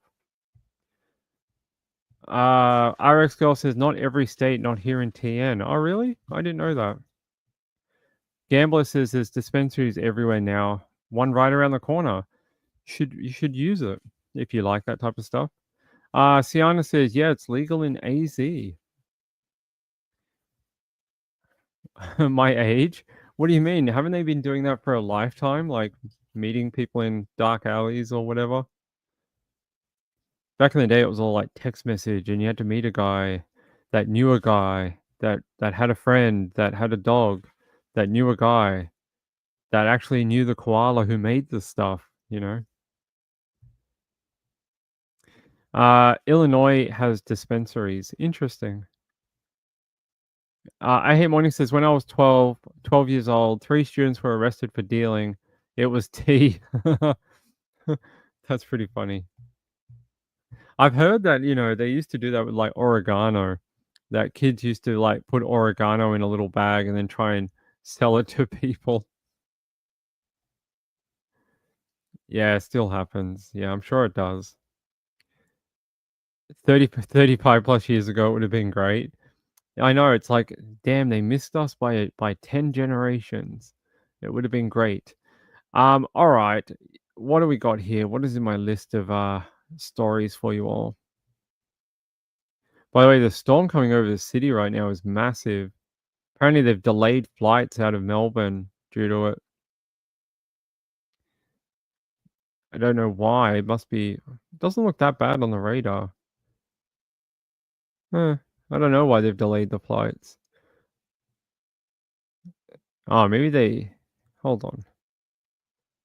Oh, Sydney looks pretty bad. Here, I'll show you. This is Sydney. So there's storms all over the country right now. It's been very humid air mass right now. It doesn't look that bad on the wind radar. Looks like most of it went offshore now. It was probably about an hour ago that it crossed the airport in Sydney. I hope it's not like this when we have to fly out next week. I hope when we fly out to Tasmania, it's not that bad. Legal in SC, we will be one of the last. Interesting. Laura T says, my brother is laughing because I have him do the same thing. He asked, is Mrs. Ping short like you? Yeah, she is. She's only... How tall are you again? She's 5'2". She's 5'2", and Ping is over 6 foot. So she's very little. She's very little. Rachel says, I'm pretty sure it will be the last state in Idaho. Oh, really? My son said that sounds like you, I'm sure. Yeah, a lot of the ladies are short. I don't know if I've ever dated a tall girl. I don't think so. I think... Nope. I think they've all been short girls. Short girls, tall guys. That's sort of the way it works in life, isn't it? You're 5'2.5". Don't forget the half. Yeah, I think when she had to do a hospital intake, she had to measure like how tall she was and how much she weighed and stuff. And then we're using the tape measure, and she's like, "What is that in feet? What is that in feet? Aren't I like 5'5"?" And then I was like, I don't think you're 5'5". I think you might be more like 5'1" and almost 5'2". She's just below 5'2". Sienna says my best friend is 5 foot and her hubby is 6'2". It sounds like me and her. So far I'm taller than my kids and my grandkids. That's interesting. Well, you wait till they get older. Yeah, the half makes a big difference. That's right. You may be able to reach the coffee on the 3rd level in the pantry. We we had to buy her a little step for the pantry. She's like, I can't reach the biscuits that are on the top level. And I was like, that's why I put them there, so that only I can reach them. And then she's like, you have to buy me a step thing so I can get up to the chocolate biscuits. Angela, yeah, they do it in, I think they do it in all hospitals. They want to know your height, weight, that type of thing.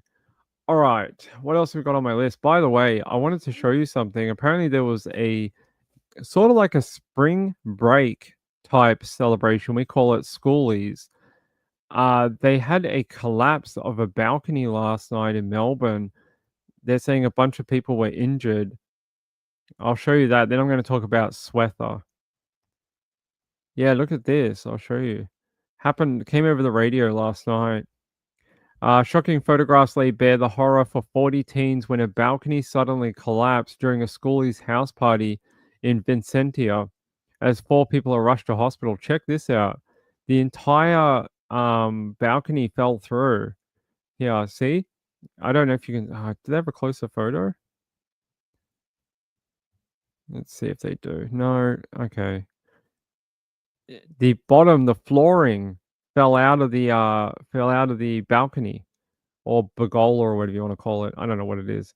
But the whole flooring just snapped and fell through, and everyone fell to the bottom.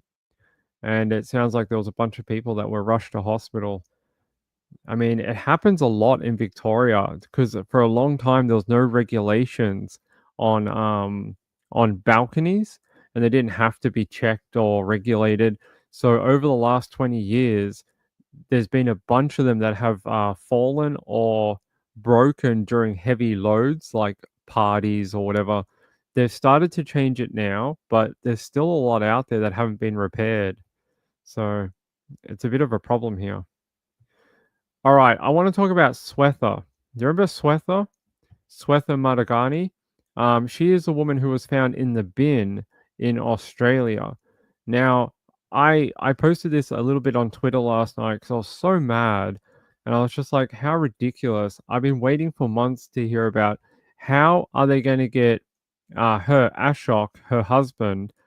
He is not formally accused of killing his wife, but everyone believes, well, we all know he admitted to his in-laws in India when he fled Australia that he had indeed killed his wife and that he was dropping the children, his child, to them in India.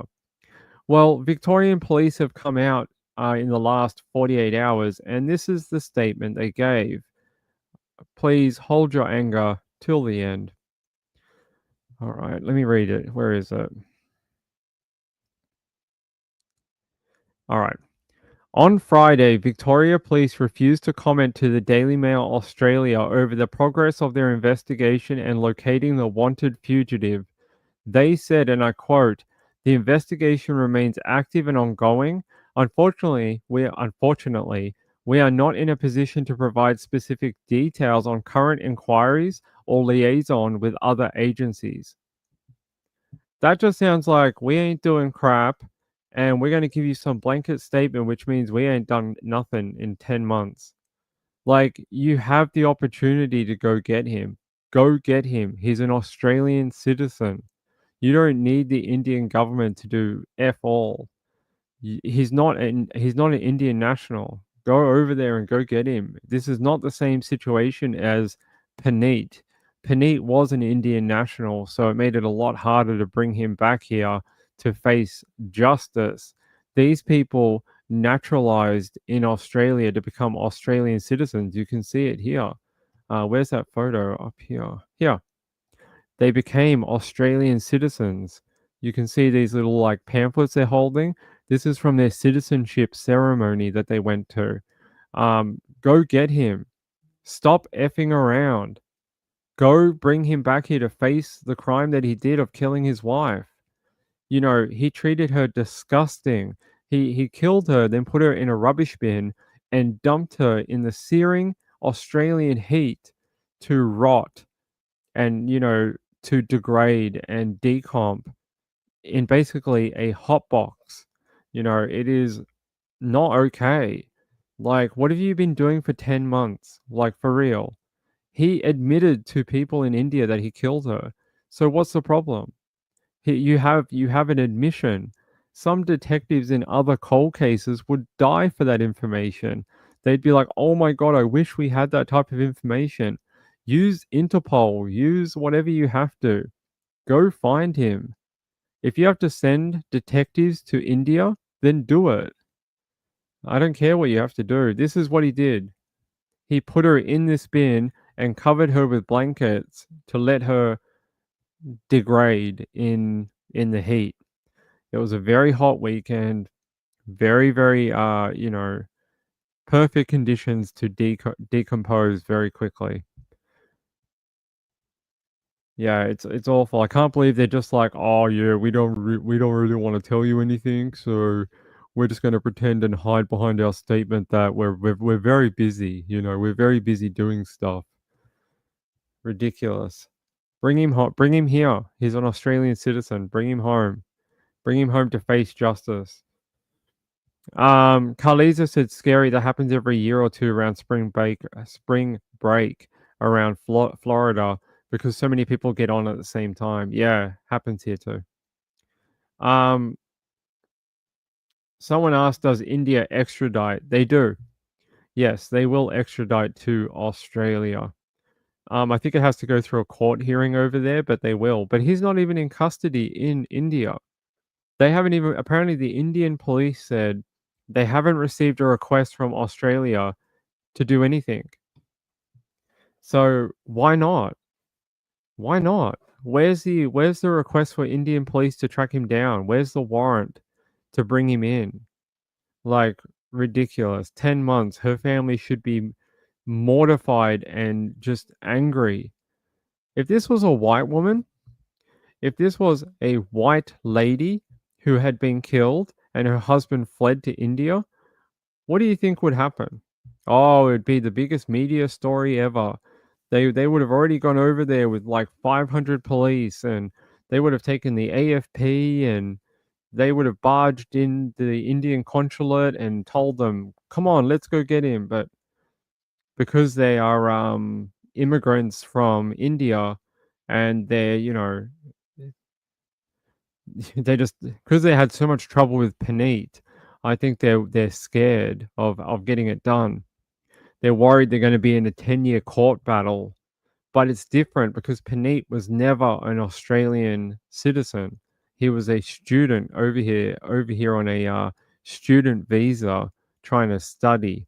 It's different. These guys they naturalized to Australia. So very, very annoying. If you don't know who I'm talking about with Paneet, I'll show it again.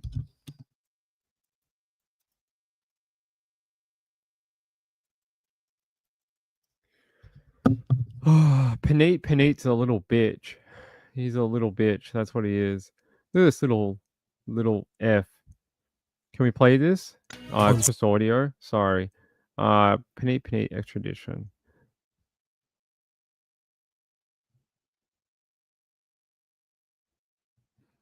Yeah, I'm going to show you this from Channel 9. Young man run down by Paneet is demanding Jacinta Allen pushes for the cowardly killer's extradition during her visit to India. Peter Hofsey told Reid Butler he's desperate for justice.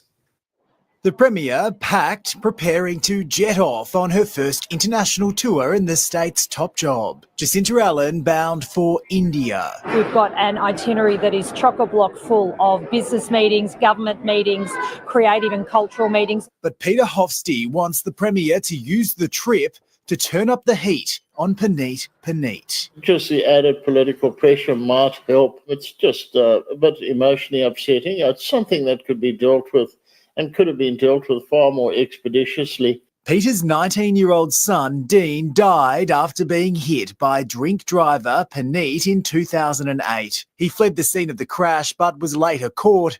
Before he could face justice, though, he escaped to India using a friend's passport. The cowardly Paneet was eventually arrested in his home country, but lengthy local legal delays have held up his extradition to Australia.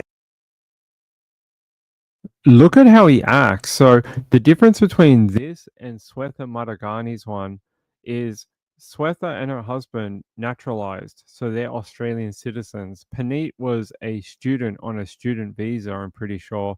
And when he went back to India, he's an Indian national, so it's much harder to get him back here. But you see in the video, watch. Look at the guy here. Look, this was Paneet here about a decade ago. And look at him here. Where is it? I want to show you that bit of him walking in India. Where is he? There he is. Oh, I'm so sick. Look at me. I lost my head, and like I have no arm. I'm so ill. He keeps saying to the court that he's ill. Apparently he drank or injected poison to try and disable himself to get pity from the court. And he's been running from the Indian court for about a decade. He keeps going to court, and his lawyer keeps saying, "Oh, he's so ill. Like, there's no way he'd make the extradition. There's no way he'd survive. He couldn't survive the airplane trip." If you're such a big boy that you can kill someone, you can take the flight back home. You made it to India, you can make it back to Australia. Then he tried to say Australians are racist and it's very dangerous here for Indian nationals. No, we like our Indian people. We a lot of them are very friendly, very nice, and they're part of our community. They're good people. Like Swetha, half of Melbourne wants to stand up and defend her. Like, we are not racist against Indian people. I know there are some people who are. That is true, but the majority of people are not. The majority of people are very accepting. We understand we live in a multicultural society in Australia, which is a melting pot of many different types of immigrants. We're not racist. What we want is justice against this guy. He killed someone in Melbourne while he was not a citizen. He was a visitor to our country. That's different. That's even a worse crime. You went to a different country and you killed a citizen. You need to come back here and face the court. You need to come back, and that family deserves justice for what you did. The way he escaped the country after killing Dean, he went to his house, stole his roommate's passport, and booked a flight to India and jumped on a plane under an assumed name, his roommate's name, and fled the country. And ever since then, he's been acting like this little sorry piece of crap, saying, "Oh, I'm so sick, and I'm I'm mentally unwell." You'd be more mentally unwell if you don't hurry up and get your ass here. You know, you think we're mad now. You keep delaying this. See how much more mad the Australian society gets. Australia. She seems to be making a mockery of the judicial system in India. Paneet was driving at 150 kilometres an hour when he killed Dean, and despite never showing any remorse and running away, he's previously begged the Hofstee family to pardon him, even trying to claim his life has been ruined too. The Premier didn't have time to answer questions on the topic, leaving that to Minister Colin Brooks. The extradition is a federal matter, and we'll leave it to our federal colleagues to work through that extradition process. For Peter, the agonising wait drags on. I think we just want to see justice done. We want to see the matter finalised and be able to close this off as a chapter in our lives. I'd really not like to be doing this again in 10 years' time. Reid Butler, 9 News. His family, Dean's family, whose dad you saw there, they deserve to see the killer in court, and they deserve to receive justice for what happened to their kid. Before it's too late, his dad's becoming an older man. You know, how long is it going to take to bring him here? He could have probably been out of jail and deported if he just handed himself in before he fled Australia. It's been about 12 years. He probably could have been out of jail by now and returned to India. He didn't have to poison himself. He didn't have to break his leg. He didn't have to smack himself in the head with a hammer. He didn't have to do any of that. All he had to do was serve his time in Australia. I ask you this. Would you rather serve your time in an Indian prison or an Australian prison? I'm going to guess you'd rather serve it here, where we give you 3 square meals a day, and it's pretty comfy for a Western prison. We treat our prisoners, not amazing, but better than some other countries. That shows you the divide between these two cases. Dean's murder is completely different, and the complexities in the legal system are because Paneet is not Australian. Swetha's one is different. They were Australian citizens, so what's the hold up here? Vicpol, come on. Like, show the public you're doing something. Like, show them, have a press conference, say, like, we're working on this and that. Do something. Like, provide some sort of, like, show the community that you actually care. Because right now, with your statements, it doesn't show that you care. It just shows that, we're hiding behind procedure. We're hiding behind blanket statements. Like, they do a good job with a bunch of other cases. It's just, this one seems to be dragging on with a case that seems to be quite simple on its surface. Yeah, 3 hot meals and a cot, right? I'd rather, he could have been done by now, for real. He would have got like manslaughter or whatever. He'd be out by now and back in India. And the family would have got their day in court and would have got to see him be deported. That's it. Instead, he's dragged it on for over a decade. He's put poison in his body and broke his arm or leg or whatever he did.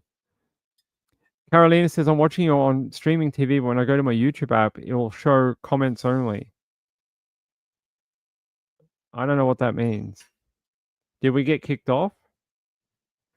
Did we get kicked off the air? Maybe we did. Let me check my emails. I don't see anything from YouTube saying that we're in trouble. No, I don't see anything. I'm watching you on streaming TV. When I go to my YouTube app, it will show comments only. I don't know why it's doing that. Hey, Lynn. Yeah, maybe you have to refresh or something. No, sir. Okay. Look, sorry, I know I get a bit worked up about that, but I really want to see something happen for Swetha. It was such a brutal crime to murder your wife and dump her in a bin and leave her in the hot sun in Victoria. It needs some movement in her case, something to show the community that we're getting there. You know, it's almost been a year. In a few more months after Christmas, it'll be a year. And, you know, she deserves justice like anyone else who is Australian. They say the last man to speak with the alleged wheelie bin killer of Swetha Maragani before fleeing to India has revealed his chilling final moments before escaping justice overseas. They say Swetha's husband, Ashok, is suspected of murdering his wife inside their Point Cook home in southwest Melbourne before fleeing the country with their 4-year-old son. He still remains at large months after her body was found in a green wheelie bin on Mount Pollock Road in Buckley, west of Geelong, at 12 p.m. on March 8 this year. Now the Daily Mail can reveal that apparently he calmly called a taxi to the airport from the couple's home the Friday before his wife's body was located. Police allege authorities discovered the wheelie bin 80 kilometers from the family's home based on a tip-off from her husband.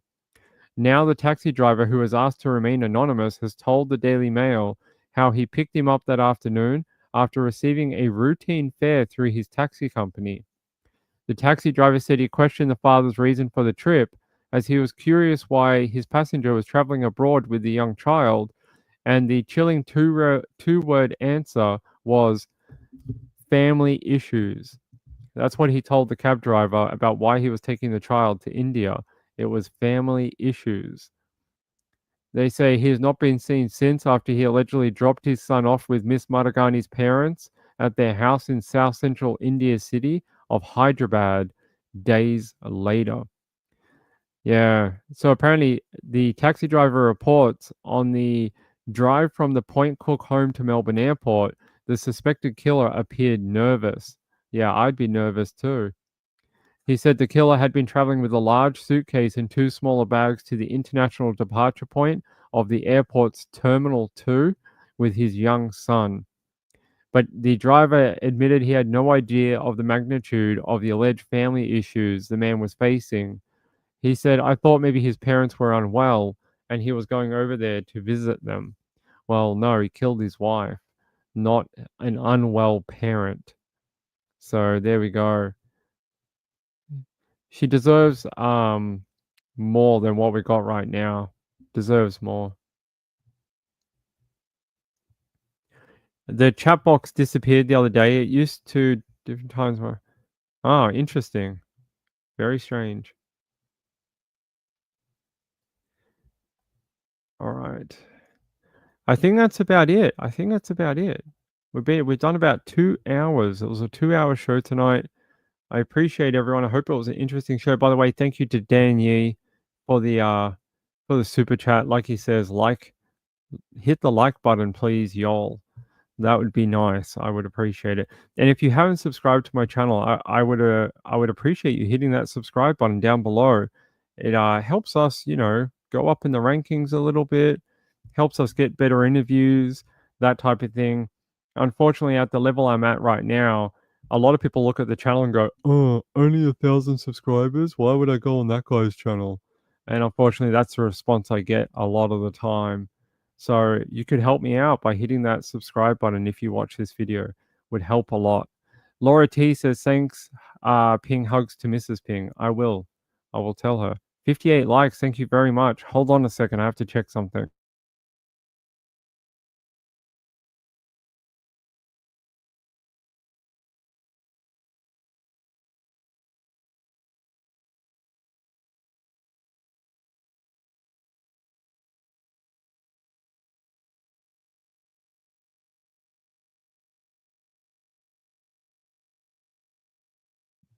By the way, I want to thank my friend Robbie. Thank you very much for that donation. I appreciate it. is very kind of you, especially this time of year. I understand everyone's got costs and, you know, Thanksgiving and now Christmas is coming up, so I understand. But the amount of support I get for someone who only has 1,000 subscribers is immense and massive, and I really do appreciate it. I really do. I know there's some other channels out there that have much larger subscribers, and they spend half their time crying about what they're not getting. I will never do that because I appreciate everyone so much. Patty says, "You're awesome, Ping. We love you." Tell Mrs. Ping hello. I will. She's fretting over the packing. She wants to make sure. She's got this giant list. She looks like Santa Claus, and it's this giant list of names. Not names. Sorry, that's what Santa does. It's a giant list of things to do, like before we go to Tasmania. She's got like, I have to pack my hair care, my makeup, my clothes, my like hair dryer, this and that. So we're in the final days before we get to Tasmania. By the way, I really do hope I'll have the samples before I go. I've been pushing this company, but they keep telling me how busy they are during Black Friday. I mean, I get it, but I would like, hopefully we're going to have them before we go. So we're going to draw that. We're going to draw the raffle for the limited edition hoodies on Friday. I think it's Friday the 13th. Friday the 13th of December, we'll be drawing that raffle while we're in Tasmania. So if you haven't entered, I would appreciate it. The links are in the description. You can check it out. Yeah, only do the list when it's in the bag. Yeah, you guys are all going to come to Tasmania. So we figured out how to stream outside of the house. When we went to the wedding in July, we couldn't figure it out, but we've now done it a couple of times privately, and we know how to do it now. So it works, and we got an hour and a half car ride from the airport to the hotel. So I'm going to be streaming the whole time, and then I'm going to do a show when I get there in that evening, and then the following day I'm going to do a show at the same late. Oh no, actually, it'll probably be an early show on the 13th. It'll probably be like at 8:30 Eastern, because we've got a family dinner to meet, the bride and groom and all that in the evening. So I can't do it late, but it'll probably be about 8:30, 9 p.m. on the 13th. So yeah, we'll be doing live shows from Tasmania. It'll be a lot of fun. I can't wait to do shows on the road. It'll be interesting. We've been wondering whether we should take the laptop or just do it with the phone. We haven't decided yet. It'll probably depend on how heavy all the luggage is. It's better that she drives because I get too angry at everything, so she's much calmer than I am. I get very annoyed at everything, so I get mad. I just like, F this and F that, and like that guy cut me off and like beep, like it's better if she does it and I sit in the other chair and talk to you guys. I get too mad. Yeah, I can't wait. It's counting down now. We're only about what is it? We're about 12 days away. It's like the 12 days of Christmas. Yeah, we're about 12 days away until we fly. So the cats will go into the boarding house. They go in the day before we fly. So the cats will be away for 24 hours before we go. And then we pick them up about a day after we get back. Because the flight in on Monday comes in too late. Otherwise, if we got in earlier in the day, we could have gone and got them. But the closing time for the cattery is 5 p.m. So we can't pick them up on the day we get back. So we pick them up the next day. So yeah, it should be fun. It should be very interesting. I hope I can show you some of Tasmania's wilderness, like the pretty bushland, and I'm going to stream a little bit from the wedding, but the bride has said we can't show any of the wedding. So the bride has requested that we're just not allowed to show any of the ceremony. We can't show the bride and groom. We can't show any of the like proceedings or anything, but I can show you like the area, like where we are, the bushland and the beach and stuff. So I can show you that. I'm just not allowed to show any of the ceremony or things like that, because they want to do that themselves for their own Facebook and social media. So I can show you the around. I just can't show you any of the other stuff. So you get to see Ping in a suit. You get to see me in a suit. I'm wearing a navy suit again. I got different shoes this time. I'm wearing cufflinks, a tie clip, that type of stuff. So you get to see me. I got my tie the other day. It came in the mail. I had to find it online because it needed to match my suit, and I couldn't find one at a department store that would match the suit I already own. So yeah, it'll be good. It'll be good. You get to see me in a suit. You get to see Mrs. Ping in a dress. She's wearing a very pretty pink dress. I can't remember what it's called, but it's very cute. And yeah, you get to see us all dressed up. Although I think Mrs. Ping wants me to put a emoji over her face. She doesn't want her face being shown. We'll see. I'll see if I can convince her. She's pretty private though. All right. I'll see you tomorrow. We'll be back tomorrow for what's tomorrow, Monday? We'll be on after the football. After the football tomorrow, we'll be on. So as soon as the Niners play, look for the showtime. I'll be back on, okay? Yeah, that's right. I showed you guys. That's right. You've seen her pink dress. Exciting. I know. I can't wait. It's going to be fun. I don't know if I'm going to do anything on the airplane though. I'm not sure if we're allowed to. I'll have to see. All right. Hey, I love you all very much. Again, if you haven't subscribed to this channel, please do so. It doesn't cost anything, but it really helps out the creator like me.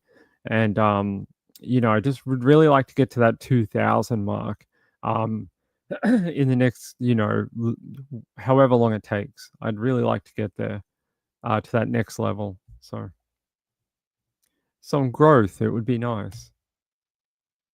They play late tomorrow. What? No. Hold on. 49ers. Oh, are you joking? Are the 49ers on Sunday Night Football with the Bills? Mother effer. They're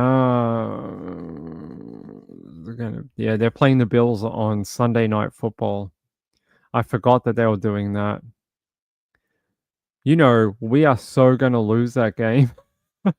The Niners are cooked.